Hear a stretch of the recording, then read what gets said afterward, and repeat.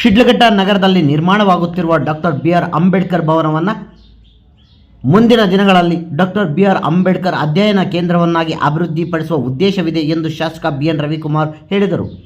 ನಗರದ ಹೃದಯ ಭಾಗದಲ್ಲಿ ನಿರ್ಮಾಣವಾಗುತ್ತಿರುವ ಡಾಕ್ಟರ್ ಬಿ.ಆರ್. ಅಂಬೇಡ್ಕರ್ ಭವನದ ಸ್ಥಳಕ್ಕೆ ಭೇಟಿ ನೀಡಿ ಶಾಸಕ ಬಿ.ಎನ್. ರವಿಕುಮಾರ್ ಅವರು ಕಾಮಗಾರಿಯನ್ನು ಪರಿಶೀಲನೆ ನಡೆಸಿ ಮಾತನಾಡಿದರು. ಸುಮಾರು 30 ವರ್ಷಗಳ ಹೋರಾಟದ ಫಲವಾಗಿ ಇಂದು ಡಾಕ್ಟರ್ ಬಿ.ಆರ್. ಅಂಬೇಡ್ಕರ್ ಭವನದ ಮೊದಲ ಮಹಡಿಯ ಮೇಲ್ಛಾವಣಿಗೆ ಕಾಮಗಾರಿ ನಡೆಯುತ್ತಿದೆ. ನಮ್ಮ ಕ್ಷೇತ್ರದ ಸಮಾಜ ಕಲ್ಯಾಣ ಇಲಾಖೆಯ ಸಚಿವರಾದ ಕೆ.ಎಚ್. ಮುನಿಯಪ್ಪ ಅವರ ಅಧಿಕಾರಾವಧಿಯಲ್ಲಿ ಕಾಮಗಾರಿ ಪೂರ್ಣಗೊಳಿಸಿ ಅಧ್ಯಯನ ಕೇಂದ್ರವನ್ನು ಉದ್ಘಾಟನೆಗೊಳಿಸುವ ಸಂಕಲ್ಪವನ್ನು ಹೊಂದಿದ್ದೇನೆ ಎಂದರು. ಭವನವನ್ನು ಕೇವಲ ಸಮುದಾಯದ ಕಾರ್ಯಕ್ರಮಗಳಿಗೆ ಸೀಮಿತಗೊಳಿಸದೆ ವಿದ್ಯಾರ್ಥಿಗಳು ಹಾಗೂ ಯುವಜನರ ಶೈಕ್ಷಣಿಕ ಪ್ರಗತಿಗೆ ಪೂರಕವಾಗುವಂತೆ ಅಧ್ಯಯನ ಕೇಂದ್ರವಾಗಿ ಮೇಲ್ದರ್ಜೆಗೇರಿಸಲು ಉದ್ದೇಶಿಸಲಾಗಿದೆ. ಬಡ ಮತ್ತು ಪ್ರತಿಭಾವಂತ ವಿದ್ಯಾರ್ಥಿಗಳಿಗೆ IAS, KAS ಸೇರಿದಂತೆ ವಿವಿಧ ಸ್ಪರ್ಧಾತ್ಮಕ ಪರೀಕ್ಷೆಗಳು ಹಾಗೂ ಉನ್ನತ ಶಿಕ್ಷಣದ ಪ್ರವೇಶ ಪರೀಕ್ಷೆಗಳಿಗೆ ಸಿದ್ಧತೆ ನಡೆಸಲು ಪ್ರತ್ಯೇಕ ಕೊಠಡಿಗಳನ್ನು ಕಲ್ಪಿಸಿ ತರಬೇತಿ ನೀಡುವ ಯೋಜನೆಯನ್ನು ರೂಪಿಸಲಾಗಿದೆ ಎಂದು ಹೇಳಿದರು. ಅಷ್ಟೇ ಅಲ್ಲದೆ ಈ ಅಧ್ಯಯನ ಕೇಂದ್ರದಲ್ಲಿ ಸುಸಜ್ಜಿತ ಡಿಜಿಟಲ್ ಗ್ರಂಥಾಲಯ ಸ್ಥಾಪಿಸುವ ಮೂಲಕ ವಿದ್ಯಾರ್ಥಿಗಳು ಹಾಗೂ ಸಾರ್ವಜನಿಕರಿಗೆ ಅಗತ್ಯವಾದ ಶೈಕ್ಷಣಿಕ ಸಂಪನ್ಮೂಲ ಮತ್ತು ಮಾಹಿತಿಯನ್ನು ಸುಲಭವಾಗಿ ಪಡೆಯುವ ಅವಕಾಶ ಕಲ್ಪಿಸಲಾಗುವುದು ಎಂದು ತಿಳಿಸಿದರು.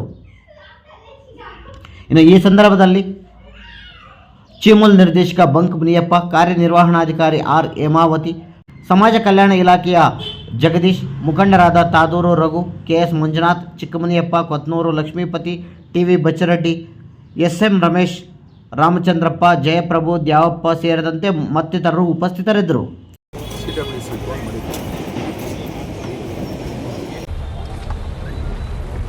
ಸುಮಾರು ವರ್ಷಗಳ ಹಲವಾರು ಮುಖಂಡರುಗಳ ಒಂದು ಬೇಡಿಕೆ, ಅವರ ಒಂದು ಹೋರಾಟಗಳಿಂದ ಶಿಡ್ಲಘಟ್ಟ ಕ್ಷೇತ್ರದಲ್ಲಿ ಅಂಬೇಡ್ಕರ್ ಭವನ ಇವತ್ತು ನಿರ್ಮಾಣ ಆಗ್ತಕ್ಕಂಥ ಒಂದು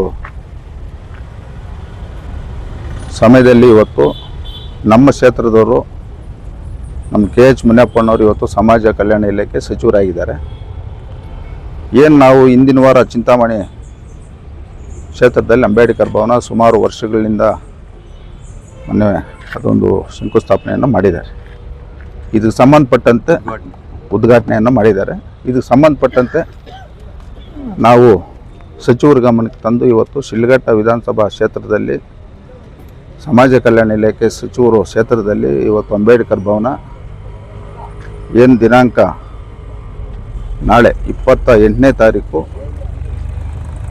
ಮೊದಲನೇದಾಗಿ ಇವತ್ತು ಫಸ್ಟ್ ಫ್ಲೋರ್ಗೆ ಮೋಲ್ಡ್ ಆಗ್ತಕ್ಕಂಥ ಒಂದು ಕಾರ್ಯಕ್ರಮ, ಕೆಲಸ ಕಾಮಗಾರಿ ನಡೀತಾ ಇದೆ.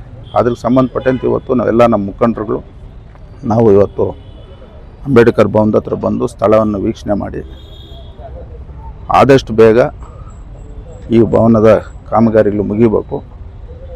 ಇವತ್ತು ನಮ್ಮ ಕ್ಷೇತ್ರದವರು ಸಮಾಜ ಕಲ್ಯಾಣ ಇಲಾಖೆ ಸಚಿವರಾಗಿರೋದ್ರಿಂದ ಅವರ ಒಂದು ಅವಧಿಯಲ್ಲಿ ಈ ಒಂದು ಕಟ್ಟಡ ಉದ್ಘಾಟನೆ ಮಾಡಬೇಕಂತ ಒಂದು ಸಂಕಲ್ಪವನ್ನು ನಾವು ಮಾಡಿದ್ದೀರಿ.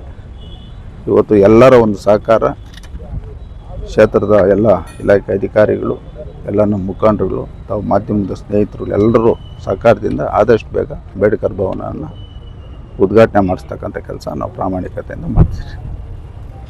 ಈ ಒಂದು ಅಂಬೇಡ್ಕರ್ ಭವನ ಅನ್ನೋಂಥದ್ದನ್ನ ಈಗ ನಾವಿದು ಅಂಬೇಡ್ಕರ್ ಅಧ್ಯಯನ ಕೇಂದ್ರ ಅಂತ ಮಾಡ್ಬೇಕಂತ ಹೊರಟಿದ್ದೀರಿ. ಅಂದರೆ ಅಪ್ಗ್ರೇಡ್ ಮಾಡ್ಬೇಕಂತ.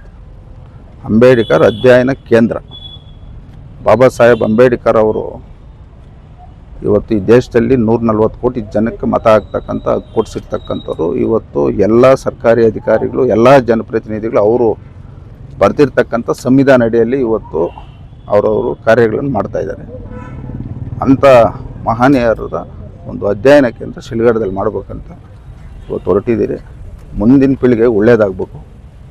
ಏನು ಪ್ರತಿ ವರ್ಷ ನಡೀತಕ್ಕಂಥ ಸರ್ಕಾರಿ ರಾಷ್ಟ್ರೀಯ ಹಬ್ಬಗಳು ಜಯಂತಿಗಳು ಏನು ನಡೀತಾವೋ ಆ ಜಯಂತಿಗಳೆಲ್ಲ ಅಂಬೇಡ್ಕರ್ ಭವನದಲ್ಲಿ ಮಾಡ್ಬೇಕಂತ ನಾವು ಹೊರಟಿದ್ದೀರಿ.